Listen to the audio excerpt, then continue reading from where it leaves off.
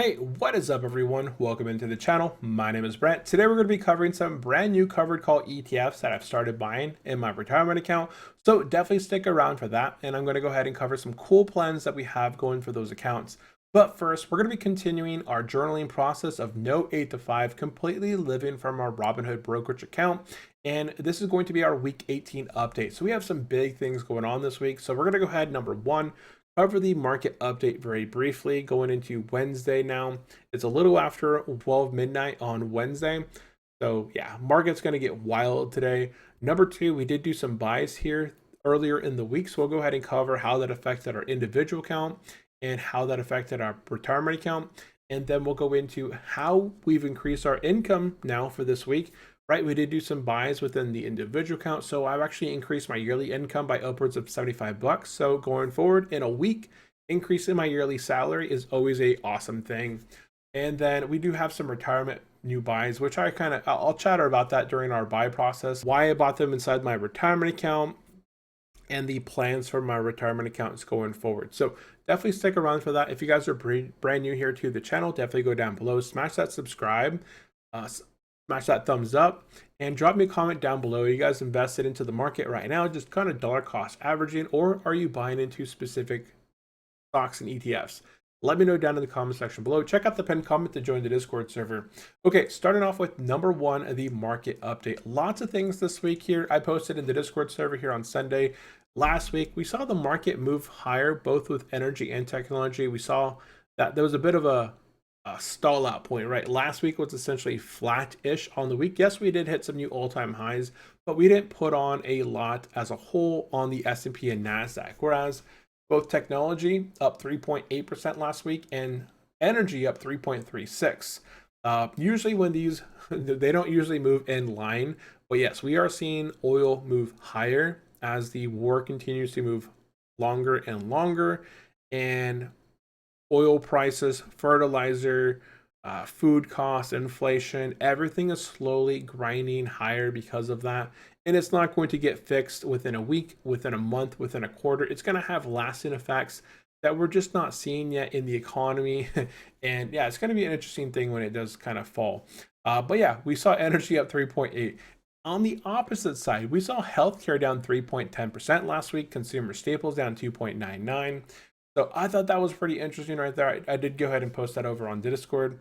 Next thing, Wednesday, today, as I'm recording this video right now, Jerome Powell is going to be coming out for his very last speech. He is going to be talking kind of hawkish, keeping rates potentially at the same between 3.5 and 3.75. A lot of people thought going into 2026 that we'd have some rate cuts in June and December, 2 rate cuts, but our expectancy of any rate cut at all is dropping down to 26% in December, with my probability actually being 0. I do not see the Fed cutting rates at all going into 2026. And honestly, if anything, they may even raise them in 2027 due to the rising cost of goods, fuel, again, fertilizer, other oil factories around the world blowing up and causing some prolonged effects. So we'll see how this all plays out here. And then we have the new announcement with Walsh coming in June. So I do think the market is going to react pretty interesting with the new guy coming in. The next big thing here is Wednesday. We have earnings. So my big thing here is Avi. I have about what, $40,000 worth of Avi, $80,000 worth of Microsoft, $10,000 worth of Meta. So Wednesday is my big day. So I'm definitely looking forward to what exactly is going to play out. I do and have been buying into the healthcare sector because I do believe it was undervalued. We'll see if it all plays out well, or hey, I'm going to crash and burn here in the short term, but we shall see. So earnings is coming up. If you guys have any anticipated earnings yourselves, let me know down in the comment section below. What specific days of the week were you looking forward to this week, or are you looking forward to something in the future? Let me know down in the comment section below. Next thing here, as we already saw, markets pull back here on SPY, down a smidge down from highs. That's not correct. Yeah, okay, I was like, yeah, down. We're not down 0.07 from highs. Right now, as of close, we're down around 0.56% from all-time highs there on the SPY. On the NASDAQ, we're down roughly, I think, no, this is the all-time high right back here on Friday, the 24th of April. So yeah, NASDAQ pulled back around 1.05. I did see that with my TDAC. TDAC got hit a little bit harder today. then the spies and all that. So we are near all-time highs, but with going into Wednesday with the big earnings, right? The Mag 7. Oh, I didn't even chatter about that, right? We have Microsoft, Amazon, Meta, Google on Wednesday after hours. That's 4 of the Mag 7. And then Thursday after hours, we have Apple. So there's 5 of the Mag 7 already popping off this week. It's going to be pretty dang interesting. If the market SPY will move higher or move lower and refill some of these gaps. If history repeats itself from last time they did earnings, Amazon fell off a cliff, Netflix already fell off a cliff on their earnings, Google fell off a cliff, Meta went up and then fell off a cliff. So we'll see how this earnings plays out in the market. So that is number one, our market update. Number two, rolling into our buys. So we've had no income this week, so we're not going to cover that. Within our taxable account, we made one buy so far this week, TDAC. We did go ahead and pick up TDAC today at 7:49 a.m. I was heading off to the gym this morning, and I was like, ooh, market pulled back a bit. Let me go ahead and dollar cost average into TDAC for the week. So we went ahead and purchased 19 shares at 26.17. So popping over here into TDAC on the 1 day, we went ahead. Market was selling off, right? We had sold off from these highs on Monday, sold on right down through here. Saw it was kind of moving, low. Again, I'm not looking for that bottom point, so I went ahead and just kind of dollar cost average into here at 26.17. We're down around 0.08 since our purchase, but we'll see how that plays out, whether move higher or lower from this point on. I'm thinking we'll probably retrace a bit and refill some of those gap ups, but who knows? So we'll go ahead and cover our position here and how that affected our dividend portfolio and dividend income. And then we'll come back and chatter about our retirement accounts and how we are working with those now going forward. Okay. So we'll go ahead and roll into our dividend portfolio and income update. So rolling into our dividend portfolio, as I said, we did one individual buy within our individual account. That was TDAC. We picked up 19 shares here. Our position moved from 39.49 to 39.68. This position, I'm looking to get this bumped up to 4,100 shares of TDAC to kind of match my T-SPY position. We increased our monthly income by $6.65. So, hey, I nearly gave myself another $6.65 raise right there. So within the 2 weeks here, I've increased my monthly income by $13.30. And then we can see here our monthly income went from 4401 to 4408. Our yearly income increased on average from 51,391 to 51,471. $79.80 is how much we increased our yearly income going forward from this point on. So, hey, within the week, I just gave myself nearly an $80 bonus to my salary going forward. Over the last 2 weeks, we've increased our income by $160 essentially. So that is a big win right there. So if we pop over to our Robinhood portfolio, all of those dividends hit our account. And yes, we do have about $15 of cash sitting in this account right now. I haven't been pulling the trigger to buy anything specifically big and heavy because our positions are essentially back at all-time highs. TDAC's back at all-time highs. T-SPY's back at all-time highs. I bumped up my BTCI position to 300 shares, which is what I'm comfortable at. I was considering selling out of my IAUI, that gold covered call fund, and rolling all of the capital into BTCI, but IAUI did do a bit of a pullback this week. So far, it's down 2% since we chatted about it last week. And BTCI has been on the recovery mode. So we'll kind of see how this plays out. The capital within this account, I have a pretty large credit card bill coming up on Robinhood. I had to buy my wife brand new all-season tires because her old ones we had to toss out. We had to replace her tires. I did a brake replacement on my on my car and brake pads replaced and all that. And then my son's birthday is coming up here very shortly, so we're buying some presents for him. Those are variable expenses. We had capital rolling from the Robinhood transfer bonus of $6,000. I got my tax refund as well. I had about $16,000 of expenses that I did on my real estate business. I spent a lot of money last year on expenses on replacing a roof, replacing siding, painting the houses on one property. And then I have a duplex this year that had a leak. I had to replace like the the attic door or something of the sort. So we're doing some replacements, we're doing some expenses, and we got some of that, some a refund to kind of kick back into here to invest into the market. So all of this capital right here isn't capital that I'm just going to dump into the market right now. I'm dollar cost averaging with about $500 right now on a weekly basis. And then as I see fit, if the market pulls back pretty heavy, then I'll dollar cost average. I'll be more comfortable doing it then. And we are going to be paying down our Fidelity credit card down to 0 because that's still active. There's a few things that were on there, such as my internet bill charge because I didn't move that one over. I have Helium Mobile. If you guys are familiar with that, it's basically a free texting and calling plan that I use for my spare iPhones. I have a spare iPhone. My wife has a spare iPhone. Well, we do have our iPhone 17s, her old iPhone 12, my old iPhone 12. They don't, I bought a SIM card from Helium for $1.77 a month, and I get free texts and calls. And those are awesome to hand off to the kiddos when they're running somewhere, that we can make sure we can get them a call or a text. So we use all these cool little things. But yeah, just little charges that I got on that card. We're just going to transition them over to the Robinhood card. And hopefully when I pay off the Fidelity card this month, we won't have any more charges appearing on that. And we'll just move forward using the Robinhood card from this point on. Okay.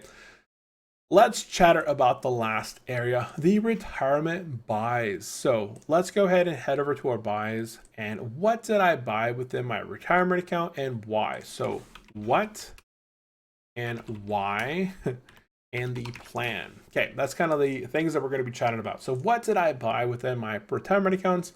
We picked up some covered call funds, some brand new covered call funds that I've never ever bought before.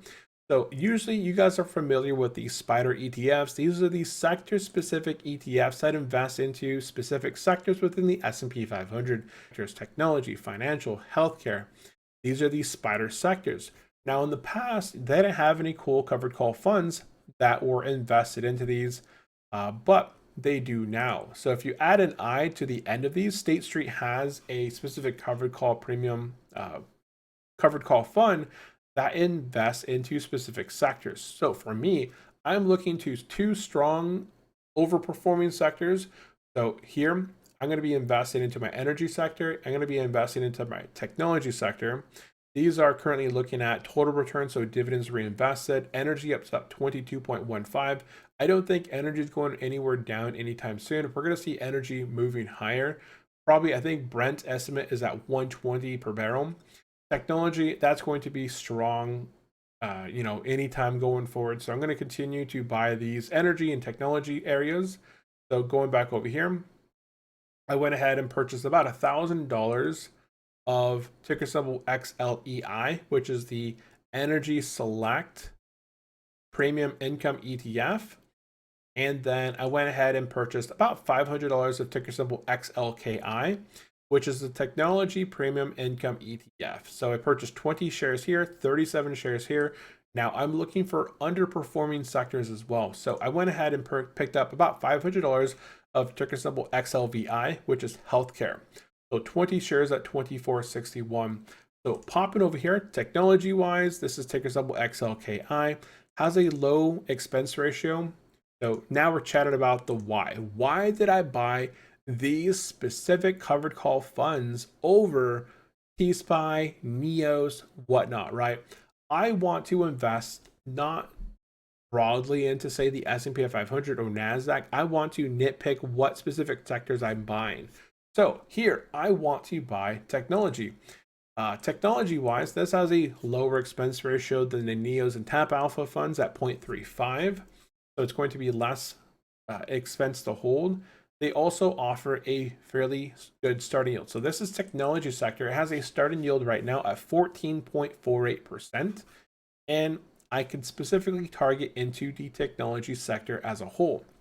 Now, the reason I'm not buying these in my individual account is because these do not use the 1256 contracts and get that tax favorable treatment of 60/40. So because I buy these within a retirement account, I don't have to worry about the taxes of the income being created or generated from these ones. So here is the one right here, 1448. If we pop over here, Take a look at healthcare here. Again, 0.35 expense ratio popping down to the yield. Healthcare is offering currently a 16.44% starting yield. We pop over here to the financial sector. This is one that I'm going to be buying into in the future, communication and financial. Between the three buys that we went ahead and purchased, if we pop over to the dividend tracker, I went ahead and pumped in my current buys that I've done. So here is XLEI, XLVI, and XLKI. You can see here off the shares that I've currently purchased, 37, 20, and 20. These pay out. Looking at the distributions here, if we look at historical distributions, these things go ex-dividend on the first of the month and pay out within a few days afterwards. So click symbol XLEI and then click on show. So it's a monthly distribution right here, monthly distribution, which is what all of these premium ETFs have. You can see here they go ex-dividend on the first and they have a payout on the 6th. And that's usually how they've been, right? Early month or late month, right? Right towards the end of the month. So for example, more than likely here on May 1st, we're going to have an ex-dividend date on XLEI. It's going to do a record date that same day, and then it's going to pay me out. So we take here, you can see here, it's been kind of, it's not like the Neos or the Tap Alpha, but they kind of keep it within the range. You can see that these are variable here. And within this account, I'm not touching the income generated from my retirement accounts. I'm not able to use that capital until 59.5. So I'm just going to let this ride. But I still want to be invested into specific sectors. So what I plan on doing is not here. So I'm going to be invested into energy, technology, and healthcare. These are going to be generating me roughly $30 to $40 a month of income right now. On a annual basis, it's going to be generating roughly $319.90. Now, I don't have an 8 to 5 where you can't invest into a retirement account unless you have active income. I don't have any active income at this time. So I don't have any way of generating income within my retirement account to dollar cost average or buy specific things that I feel is on sale. So by buying into sectors that I feel are growth oriented, such as technology and energy, and into specific sectors that I feel are underpriced, such as healthcare and potentially like financials, then over the long term, they'll generate me dividends that I can dollar cost average with on a monthly basis and on an annual basis. So that is kind of the why I'm buying these covered call funds in my retirement accounts, because they get taxed at a normal income rate, but because they're inside of a retirement account, I don't have to worry about that. They have a lower expense ratio versus the SPY and the QQQI funds that I buy for my covered call funds. They still have a monthly distribution, and they are able to target specific sectors that I feel are really well. That's kind of the plan there. So popping over this way and heading to the retirement accounts. I don't know if we've actually looked at here. I think we did kind of chatter a little bit about these accounts, but we can see here on the daily basis, on the weekly basis, we're up about 1.37. On the monthly basis, we're up about 11.25%. So we've came pretty far within the last month up here in this portfolio, up around 36,000, about $15,000 of cash. But again, we're not using all of that cash to invest at this time. We have to pay down some credit card bills here shortly and some other stuff. So let's go ahead and head into the retirement accounts and we'll chatter about these. Okay, so I haven't done anything within the Roth IRA. So the Roth IRA right now is loading up. So the Roth IRA here is targeted into kind of growth and recovery stuff. So growth wise, I'm buying Microsoft, I have Netflix, I have UNH. We have buying power here of $2,717, and I'm not doing that covered call fund test within this account just yet, right? We have about $3,000 of capital within this account. The other portfolio, this is where we've started to do this process. So here's where I went ahead and bought the healthcare sector, the energy sector, the technology sector right here. So these ones right here, just these covered call funds alone are going to be generating me roughly $30 a month of income that's not going to be taxed, that I can use to dollar cost average into my other positions as I see fit, right? So if I want to dollar cost average into Netflix or Meta or Avi because they're down a bit and I feel like, hey, we have earnings on Avi that's coming up, that could be a good opportunity to buy prior to earnings, right? So we'll use that. This portfolio has about another $1,810. So if I want to double up on these, instead of generating $33 a month, I could generate around $66 a month and around $600 a year going forward, right? So let's pop over here. I would basically just double this. So instead of 33, I'd go up to like 66, and instead of 319, I'd go up to 640 a month, a year. That I could just dollar cost average and reinvest into the portfolio. So that's kind of the plan with the retirement accounts going forward. So guys, that is going to wrap up this video in terms of all the areas that we covered. Let me know down in the comment section below if anything, if you want to specifically hit on anything. Otherwise, I do appreciate everyone tuning in and hanging out. Let me know if you guys are buying anything yourselves, buying into the market, buying any covered call funds, or what you guys are doing. Are you guys kind of holding off at the moment, waiting for the market to fall? That's it. So I do appreciate everyone for tuning in and hanging out, and I'll catch you guys in the next one. Be sure to go down below, subscribe, hit that thumbs up, join the Discord server if you guys want to ask any questions, and I'll catch you guys in the next one. Bye-bye.